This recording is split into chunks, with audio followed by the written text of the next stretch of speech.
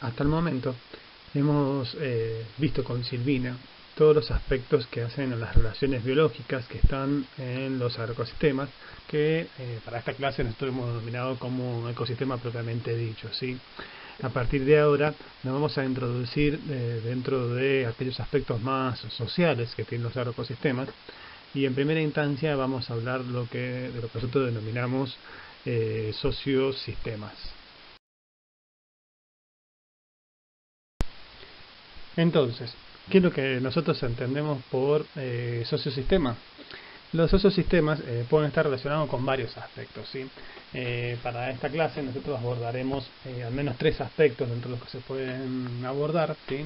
Y están relacionados con una parte de los actores sociales, ¿sí? Otra parte con las prácticas sociales y otra parte con las relaciones sociales, ¿sí?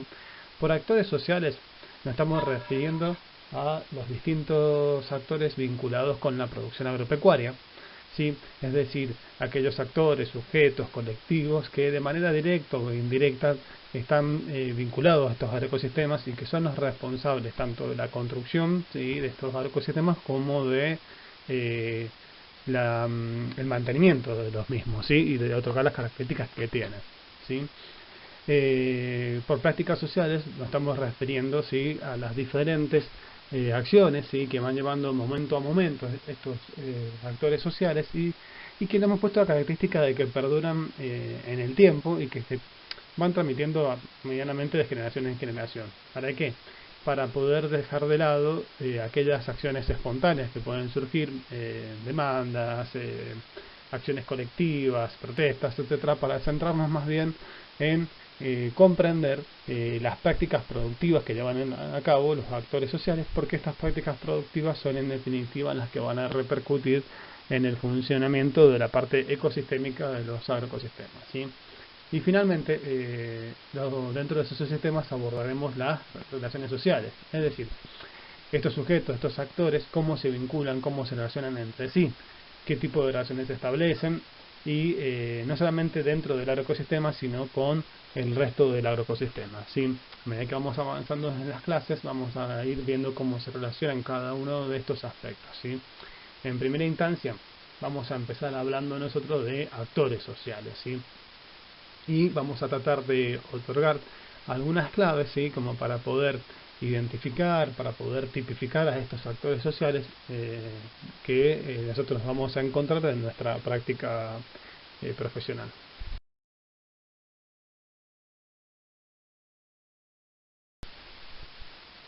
Por actores sociales, lo primero que nos podemos preguntar nosotros es si todos estos actores, estos sujetos sociales son iguales, ¿sí? Y bueno, podemos obtener distintos tipos de respuestas, ¿sí? Desde sí son todos iguales, sí son todos productores, todos están unidos por la identidad de la producción, o ya otras respuestas un poco más chistosas de decir, no, profe, algunos son más altos, otros son más gordos, unos son flacos, unos son más morochos, unos son más anglosajones, distintas características, ¿no? Las cuales sí son ciertas, ¿no? Pero lo importante de comprender es que lo que los une es su rasgo de humanidad, ¿sí? Es decir, humanamente, tanto todos los actores sociales vinculados al agro y todos los actores sociales que constituyen una sociedad, humanamente son iguales, ¿sí? Lo que nos cambia como actores sociales, los que nos genera identidad, los que nos tipifica, justamente es nuestra existencia, ¿sí? Entonces, cuando uno empieza a decir, bueno, hay productores rurales que andan en bicicleta y otros andan en camioneta, esos son aspectos que uno puede empezar a visualizar como para decir, bueno, humanamente son iguales, pero existencialmente hay diferencias, ¿sí? Y en función de esta identificación de diferencias, uno empezará a comprender no solamente sus prácticas, sino cómo se relacionan también unos con otros, ¿sí? La tipificación de los actores sociales ha sido motivo de estudio y de trabajo durante muchísimos años, ¿sí? Desde fines de 1800, un montón de estudios en Estados Unidos y en Rusia, como pioneros fueron clasificando o ordenando ese mundo rural, ¿sí?, en diferentes tipos sociales agrarios, ¿sí? Las personas comúnmente llevamos adelante esa práctica casi de manera inconsciente, en el sentido de que necesitamos ordenar el mundo que estamos viviendo, que estamos viendo. Entonces para ello usamos distintas categorías y empezamos a clasificar, ¿sí? Lo mismo han hecho todos los estudiosos o todos los académicos abocados a los estudios agrarios, ¿sí? Y han tratado de empezar a decir, bueno, a ver, no todo lo mismo que lo que es cada uno de estos aspectos, y han construido tipos sociales agrarios, ¿sí? Allí en la Filmina yo le hago una distinción y le digo que los tipos sociales agrarios no son, después de que son similares, pero no es lo mismo que las explotaciones agropecuarias, ¿sí? Ustedes bien saben que en Argentina, por lo menos en Argentina y en otras partes del mundo, con cierta frecuencia se realizan censos, ¿sí? En el caso de Argentina se hace el Censo Nacional Agropecuario, ¿sí? Que es cada 10 años, y en este Censo Nacional Agropecuario lo que se censa son explotaciones agropecuarias, ¿sí? No tipos sociales agrarios, ¿sí? Es decir, el objeto de estudio es el establecimiento, ¿sí? Y no el actor social, ¿sí? De lo que yo le estoy hablando en este momento son del actor social, de las condiciones de existencia que tiene ese actor social, ¿sí? Y uno, para poder tipificar, y lo que comúnmente se ha utilizado, hay unas variables básicas, ¿sí? Que están relacionadas con si tiene tierra o no tiene tierra, si alquila o no alquila, si usa mano de obra familiar o contrata toda la mano de obra o combina, si dispone de capital, es decir, si tiene maquinaria, galpones, etcétera.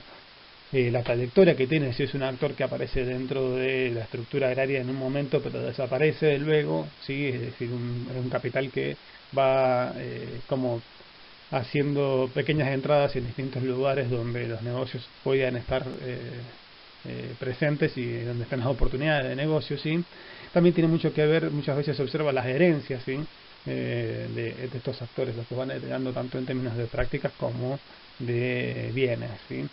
Estas variables son básicas y las van a encontrar en un montón de trabajos, ¿sí? Uno, de ser necesario, uno puede construir sus propias variables.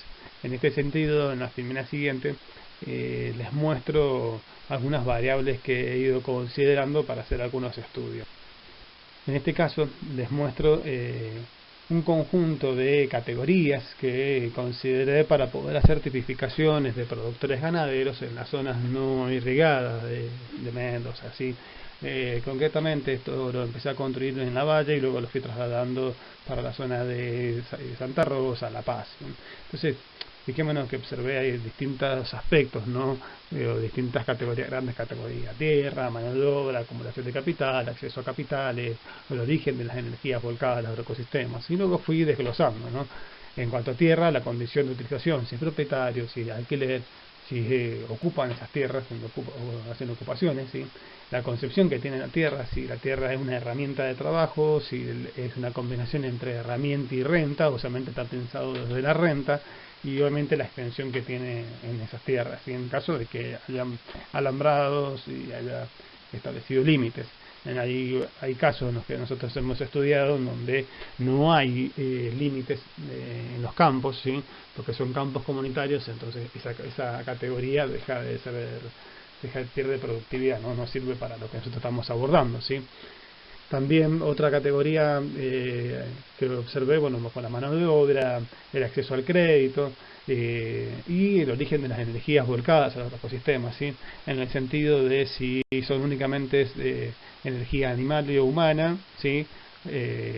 O si empieza a introducir energías provenientes de fósiles, ¿sí? De esta manera uno puede, con esta categoría, poder ir construyendo tipificaciones, ¿sí? ¿Qué quiero decir con esto también? Que es algo que es importante.